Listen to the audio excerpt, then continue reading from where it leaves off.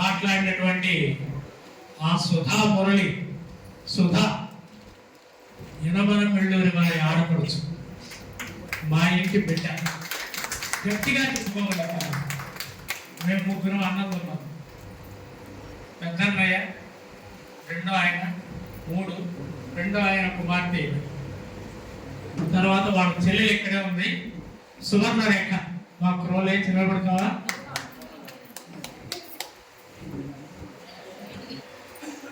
వాళ్ళ సిస్టరు, వీళ్ళ తల్లిదండ్రులు. ఇప్పటిదాకా ఇక్కడ గొడవ చేసిన పాప వాళ్ళ పాప. అవును, దైవం చూడలేకున్నా ఏమో వాళ్ళ తల్లిదండ్రులు ఇద్దరిని తీసుకెళ్ళాడు. ఆ బిడ్డలు నా దగ్గరే పెరిగారు. చిన్నప్పుడు ఎలిమెంటరీ స్కూల్ కూడా సైకిల్లో నేనే తీసుకెళ్ళా. ఆ పాప నేనే చదివించాను. నా దగ్గరే ఉండేది, నా దగ్గరే పెరిగింది. ధైర్యంగా చెప్పుకోగలుగుతున్నాను నా బిడ్డ అని. అటువంటి బిడ్డ ఈరోజు 10 మందిలో ఈ రకంగా పేరు తెచ్చుకొని ఉన్నత స్థితికి వచ్చిందంటే ఇది మీ అందరి ఆశీస్సులు, మీ అందరి ప్రోత్సాహం. ఒకనొక సమయంలో హ్యాపీ ఫ్యామిలీ అని చెప్పి గ్రూప్ పెట్టుకున్నాం మేమంతా, అన్నదమ్ములము, అక్కలు చేయడం అందరం కలిసి. దాంట్లో ఒక కవిత పెట్టింది. ఆ అమ్మాయి పెట్టిందా, ఇంకెవరున్నా ఆ కవితను పోస్ట్ చేశారో తెలియదు. దాన్ని చదివి కొంతమంది గ్రూప్ మెంబర్సే దీన్ని ఇట్లా ఎందుకు రాస్తూ ఉంది ఈ అమ్మాయి, ఈ రకంగా నగ్నంగా ఎందుకు రాస్తూ ఉంది అని విమర్శలు వచ్చినటువంటి సందర్భాలు కూడా ఉన్నాయి.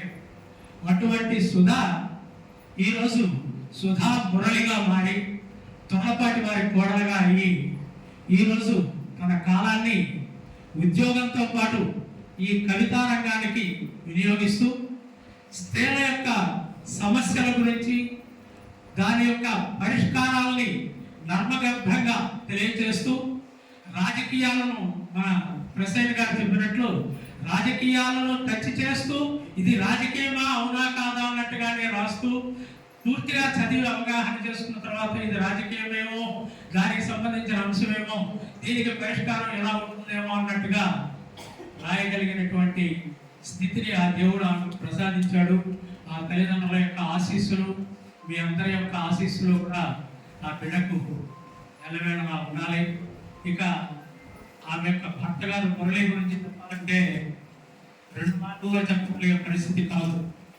ఎక్కడ ప్రోగ్రాం ఉన్నా, ఎక్కడ ప్రోగ్రాంకి వెళ్ళాలన్నా కూడా దాన్ని వెంట ఉండి తీసుకెళ్ళి ప్రోగ్రాం అయ్యేంత వరకు కూడా ఉండి కార్యక్రమాలని నిర్వహించిన తర్వాత ఇంటికి తీసుకొచ్చేటువంటి ఓర్పు, నేర్పు, ఓపిక కలిగినటువంటి వ్యక్తి మురళి గారు.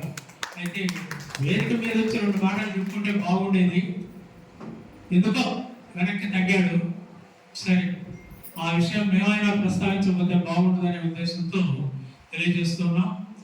ఈ పుస్తకం ప్రారంభించినప్పటి నుంచి చెప్తూ ఉంది, బాబాయ్ నేను రాయదలుచుకున్నాను, దాంట్లో ఏదన్నా సవరణ ఉంటే, అంటే అక్షర ముద్ర అనేది రాక్షసాలు ఏదన్నా ఉంటే కొంచెం సరిచేయండి అన్నట్టు అడిగింది.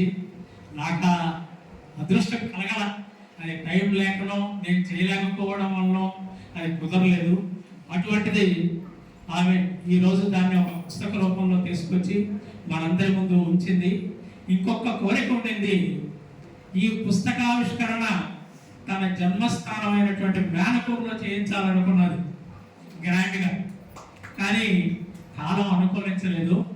ఇంతటి సింహపురిలో ఈరోజు ఇంతమంది సాహితీవేత్తల మధ్యలో పుస్తకావిష్కరణ జరగడం అనేటువంటిది, కవితావిష్కరణ జరగడం అనేటువంటిది అదృష్టంగా భావిస్తూ, ఇటు యనమన వెళ్ళూరు వారు కానీ, అటు తొర్లపాటి వారు కానీ ఆమెను బాగా ప్రోత్సహిస్తున్నందుకు మరొక వారు ధన్యవాదాలు తెలియజేస్తూ, ఈ రంగంలో ఉన్నటువంటి పెద్దలందరూ కూడా ఇదే ప్రోత్సాహాన్ని, ఇదే ఆశీస్సుల్ని బిడ్డకు అందజేయాలని చెప్పి ప్రార్థిస్తూ ఈ అవకాశం ఇచ్చిన అందరికీ కూడా ధన్యవాదాలు తెలియజేసుకుంటున్నాను. ఇప్పుడు స్పందన